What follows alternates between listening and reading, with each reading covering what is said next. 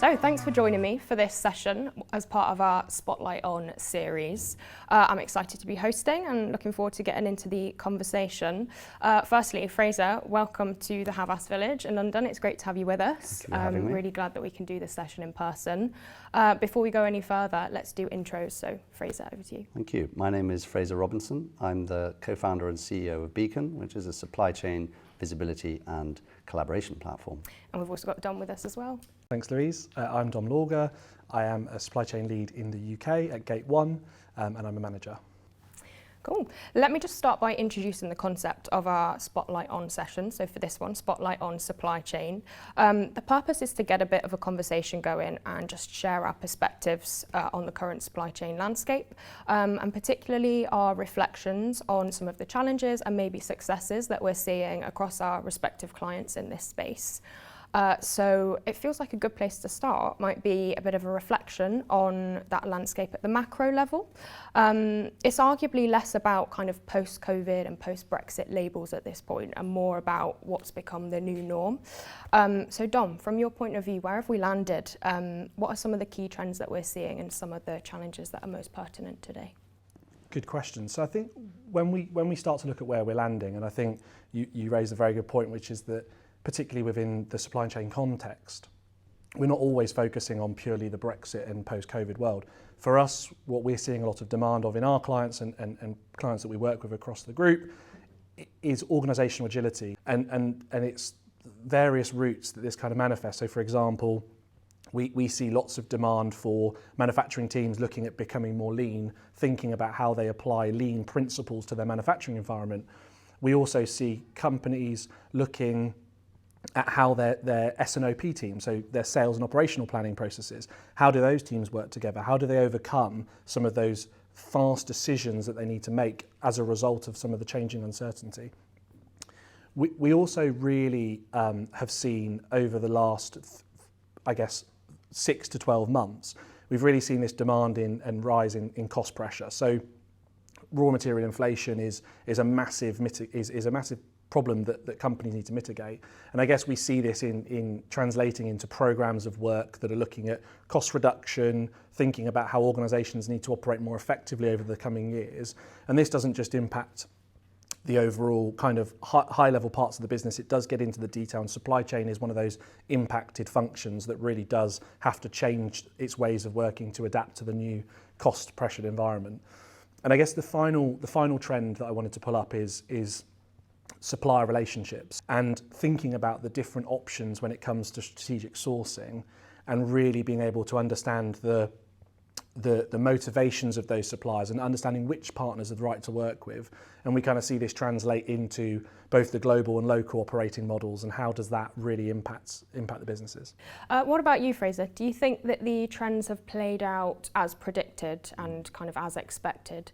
So I think from a secular theme basis, I think the trends absolutely are panning out as expected. Those themes really being the rise of e-commerce, human convenience, meaning same-day delivery, next-day delivery, all these themes that we're also familiar with and have been emerging for some time. I think those are playing out exactly as actually expected. I think that COVID, not to sort of avoid the issue, I think that just presented the world with a black swan event, and it's often these sorts of events that supercharge or accelerate particular themes and cause businesses in this instance to sit up and actually start to really affect change in their supply chains. And sometimes you do need those sort of events. Nobody would wish COVID on the world, but sometimes these sorts of events are the trigger point that actually drive the next stage of meaningful change. So I think that COVID was not expected, but I think it has moved supply chains into a different stage of its advancement. I'm hearing a bit of expect the unexpected, really. Yeah, I mean, this is what supply chains ultimately aspire to do. And I think that's what the word agility really refers to. I think there's lots of talk about predicting the future. You can't predict black swan events. I mean, all you can do really is plan for them and have enough real-time insight and visibility so that you know exactly when things are happening and how to adapt.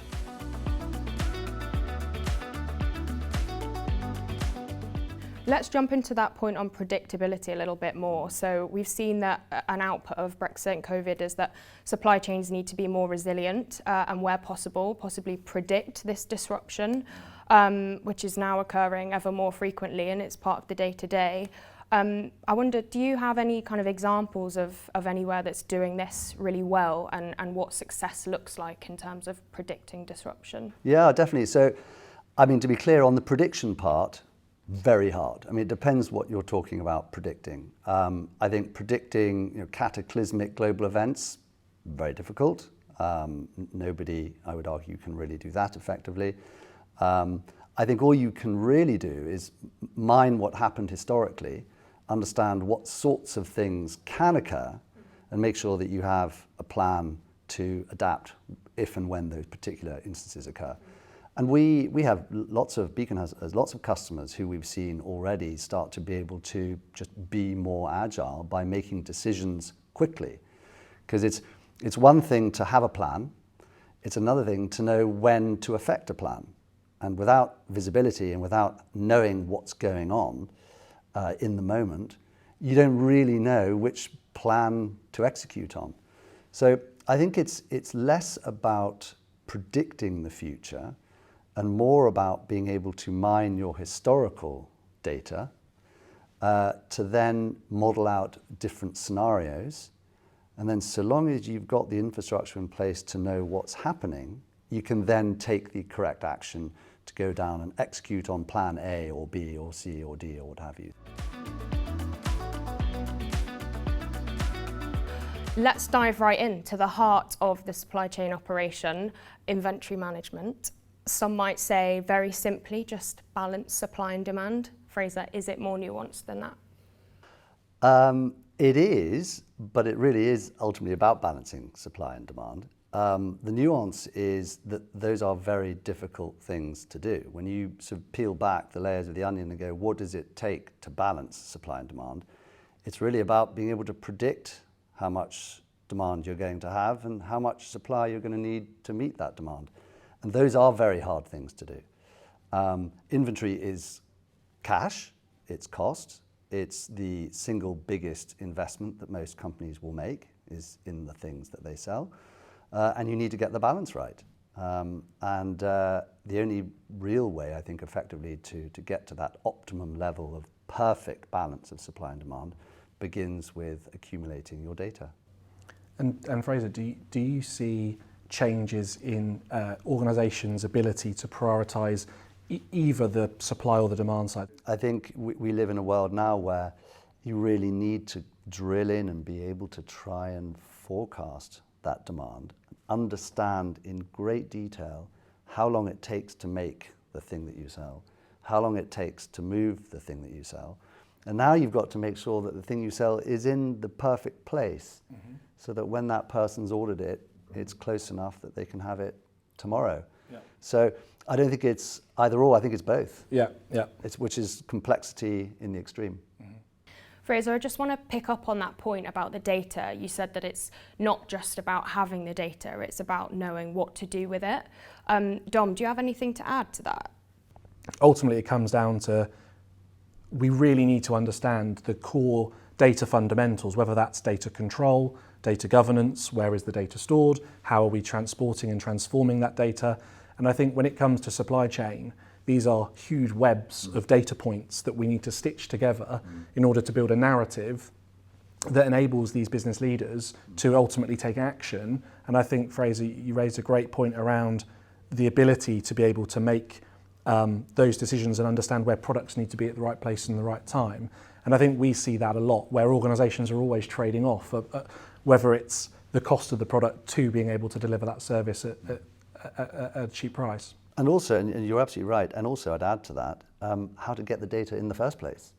You know, so much of it starts at, at basics, which is a lot of businesses we speak to, they understand the power of data, they understand the problem that they need solving, and they even understand the solution, but I don't have the raw materials, which are the data, to then be able to go and do those things. And that's the first step that I think a lot of companies struggle with and don't know where to begin.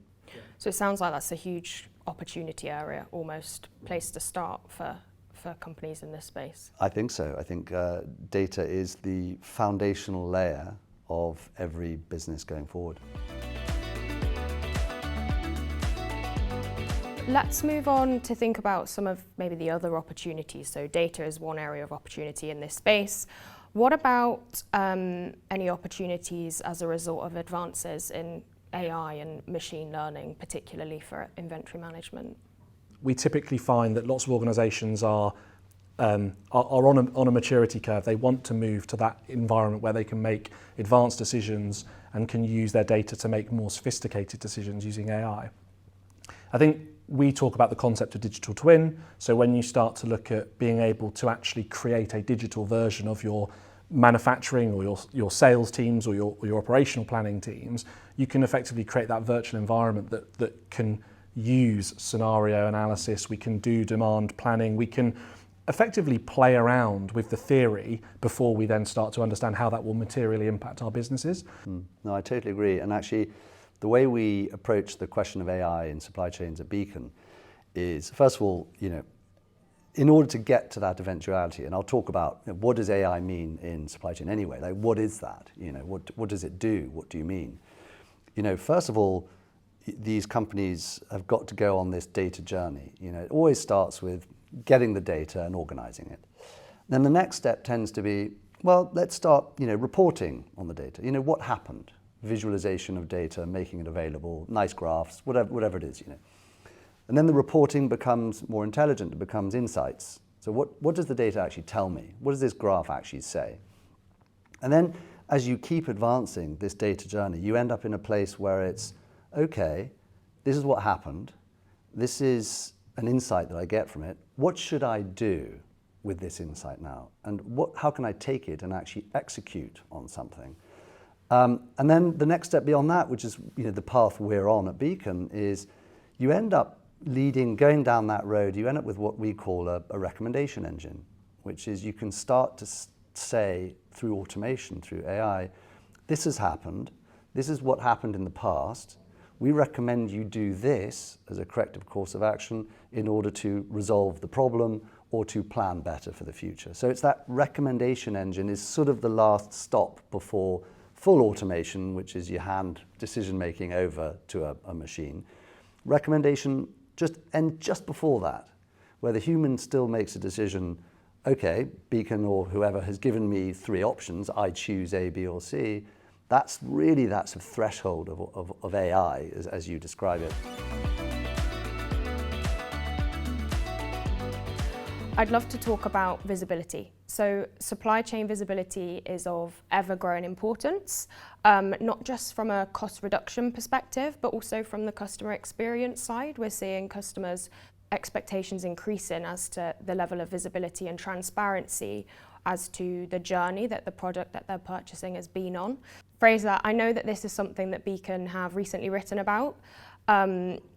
Where have Beacon seen particular value to providing this kind of visibility to customers, and how much of a priority should it be for businesses? First of all, I think it's really important to be clear about what visibility means. Visibility really means the ability for a business to have access to and to be able to see everything that is going on in their supply chain and everything that has happened in order to be able to predict the future outcomes and events. So visibility is really about making sure I can see what happened, where errors occurred, how to fix them, and then secondly, ensuring that all the people who need to have that visibility do so, which is really more of a collaboration theme. Because it's not enough to have visibility if only one person can access it. It's important that everyone, all the actors in the supply chain, have access to that information in real time. So once you've established that as being what visibility is, you get into the theme of value proposition and ROI and so on. Once you understand that that's the core theme of visibility, which includes data, you very quickly see that there are 2 component parts of value. One is in the operational intensity of the day-to-day. It's how do I know what's happening now? How do I know if things have changed and what corrective action do I need to take? That's a very immediate benefit of having access to that sort of information. I think when you move to the reporting, the analytics and the data side of things, the ROI on that really accrues in the planning stage. How do we fix the problems that we had in the past? Where are there inefficiencies? Could we save money by working with different carriers, providers? Are we being let down by a manufacturer or a route, and so on? And how can we avoid that? There's two quite different and divergent themes under the umbrella of visibility. One is in the now, in the moment, the operational side, and the other is in the sort of more structural planning and, of course, the long-term investment in automation, which capturing the data is an incredibly important part of doing the tracking. And I think we at Gate One sort of, again, have a similar concept of visibility. I think where we're also seeing kind of demand and more businesses wanting to provide more visibility is in the sort of return side of their businesses, because a lot of companies will look at point A to point B, the product has been given to them, but there's a huge amount, particularly when we look at fast fashion and when we look at some of the high street retailers that want to offer that ability and that USP to customers to be able to return that product. You then start to kind of delve into a new realm, which is where you've got to then rebalance your inventory levels with stock that's come back, stock that needs to be kind of remade. So there's quite a lot of challenges that I think a lot of companies, where they either don't have policy or process in that space, can become quite unraveled in their supply chain, because it produces another kind of data point which can be quite hard to see. And I guess from a Beacon perspective, does the platform support that kind of end-to-end visibility journey, not just kind of the leg that is? Yeah, so you've raised some really great points. I mean, where Beacon's journey began is in the transportation segment, if you will, of supply chain. And yes, of course, knowing where your container is a nice thing, but where we've gone from there is we've now moved into purchase order visibility, SKU level visibility, where the final endpoint now is to the warehouse or the distribution center. And early next year, we're moving upstream into order visibility, so that you then start to have a SKU level view of all of your SKUs, not only in the transportation segment of your supply chain, but also upstream in the order segment of your, supply chain.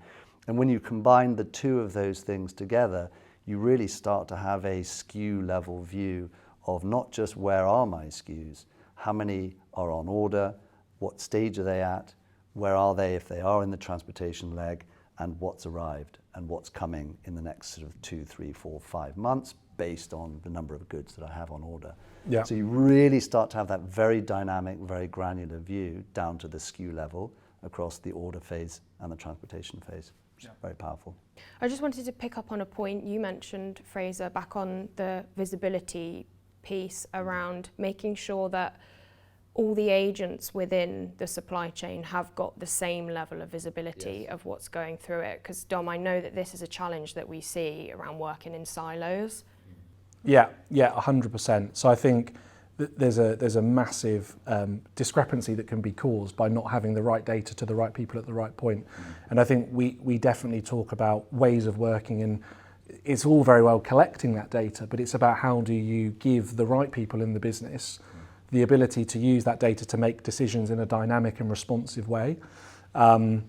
So it's about thinking up front about, before you get to the point of having to make a decision, what are the steps in the process that need to be built in to make sure that not only do people have the data, but they have the right data to make those decisions. And it can be a really kind of inflection point and can bring quite a lot of conflict depending on the functions and teams that you're working with. Yeah, definitely. I mean, I think it's a really important point here, which is, we always look at supply chains as being, where's the data? Do we have the data? Is it there in the first place? And then what can we do with it? But wrapped around that problem actually is just as big a problem, which is what we call the collaboration problem, which is, okay, that's great that we now have all the information in real time, but how do we give everyone access to it? And I think the sort of the old way of doing that was, well, just give everyone a login, But actually we've seen, the giants of collaboration, quite frankly, whether it's a Google Docs or a Slack or, Asana, all these amazing collaboration tools, Google Docs really is a collaboration tool. It's a way for lots of people who need to contribute to something, a way to do so in the same place. We just take the same approach with supply chain, which we have at Beacon done, and suddenly you have empowered all of the actors, no matter where they are, no matter which business they work for, the ability to then collaborate around specific shipments or lanes or warehouses or manufacturers and do your commenting and your chatting there. I want to talk about a topic that I'd be surprised if it's not towards the top of the agenda for most leaders in the supply chain space: sustainability. I think it's fair to say that the most difficult part can be knowing where to start with this. Dom, would you agree? Yeah, it's a huge challenge, and one that a lot of organisations are facing into. I think the first place to start when thinking about emissions and thinking about scope 1, 2 and 3 is that organisations need to start at the top really and start to understand, okay, so how does my landscape look? So understanding what sort of KPIs as a business we are reporting, and then looking at kind of across the value chain, where are some of those areas that are going to touch into scope 1, 2 and 3. Because whilst I think 1 and 2 are obviously super important, and I think quite a lot of organisations have a good handle on managing that, it's when we get into the topic of scope 3 that we start to see this labyrinth of supply data, of data that comes in very unstructured forms, and actually it's a really almost impossible task to face that all at once. I think that's exactly right. And scope 3, you know, accounting for, arguably 80-90% of all supply chain ESG emissions, it's the elephant in the room, and you can't just treat it all as one thing. You've got your manufacturers in there, suppliers, upstream, downstream, and you're right. I think you do have to slice it into smaller, bite-sized chunks. And you know, we've certainly approached it at Beacon through the lens of, you know, which part of that can we help with, and what is that slice, and is it big enough to be interesting on its own? Yeah. Well, the transportation bit of scope 3 is big. I mean, it changes depending on your business, but 20, 30%. So that's a meaningful slice. And actually, if you can start to track and monitor all of your carbon emissions in the transportation piece of your supply chain, then you're tackling a really big part of it. Is it 100% all at once? No, but I don't think anyone is proposing that as a viable solution. So it's there are ways to approach it, and it doesn't have to be overwhelming. I think if you take that sliced approach, tackle transportation in isolation, great, do that. And that's visibility can be a big part of that. But you are correct. There are many disparate areas that are a challenge. Yeah. What about metrics and KPIs and evidencing this type of improvement? We know across all industries that that's a challenge. How is it relevant to supply chain? Well, from Beacon's perspective, which is our visibility platform is really monitoring first and foremost the transportation segment. That is global ocean, air and road. So it really is a single source of tracking and monitoring for all of a business's global movement of goods. So that's sort of good in a way, because it means you've got one place where you can accumulate all of your transportation data. And we're blessed in that area in a way, in that it is one of the more measurable carbon emissions segments. There is data out there. We do know which vessels are being used, how fast they're traveling, what sort of fuel they're using, and so on. So I think there's a sufficient amount of background data in transportation where you can get to a pretty accurate level of carbon emissions reporting. Unfortunately, the same cannot be said for all areas of supply chain. Once you get into your manufacturer's ESG status or carbon emissions, that gets harder, particularly because we live in such a global economy, and so many countries have maybe different ways of reporting or measuring their own manufacturing emissions. It's a challenge, and I don't think anyone has solved it yet. And I think almost just to sort of sum up as well, where we sort of moving away from reporting and I guess into almost practice of what does that mean for supply chain leaders, that there is this kind of push, I guess, to creating more of that circular model. So there's a lot of traditional supply chains will have been very focused on how do we create this product in the most effective and efficient way at the right cost.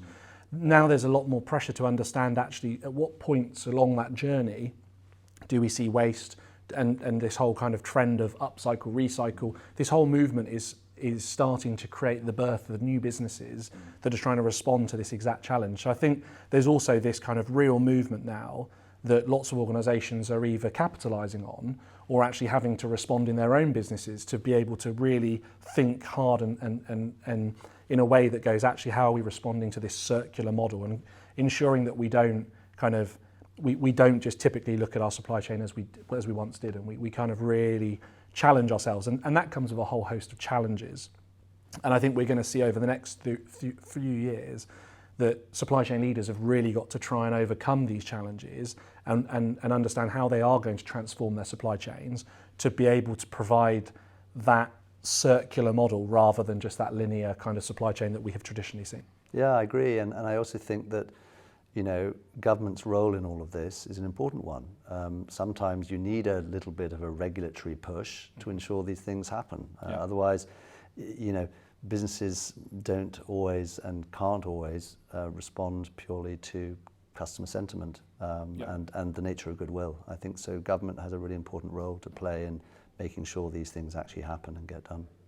Let's close this section out by coming back to the very first question, which was where on earth to start. Dom, what would you say first step is? So I think the first step is being able to take a step back and be able to look across your value chain and really identify where are those key drivers in emissions and inefficiencies. Thanks, Dom. What about you, Fraser? So I completely agree with what Dom's point. Where I would always point, and this is just part of what Beacon's ethos is start with the data. You've got to, of course, understand the problem you're trying to solve, but data and the accumulation of it is usually the answer to solving the problems that you ultimately want to try and get to. So really focus on how to accumulate and store that data.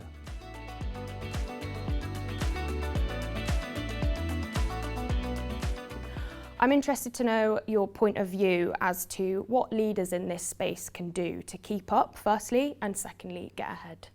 So I think the answer for me certainly is data. I think it's absolutely critical that businesses start to pay attention to their data, focus on how to accumulate it, how to organise it, and then how to leverage it. Great. What about you, Dom? So I think for me the most important thing is that business leaders have the right way of managing their data. And not just managing their data transactionally as they were before, but actually being able to collaborate using this data. So supply chain leaders, business leaders need to ensure that they're ahead of the curve. They have the right ways of working, the right tools and technology to enable them to make data-driven decisions at pace and have an organisation that can support that process. Absolutely. I think that's as good a note as any to end on. Thank you both so much. Thank you. Thank you.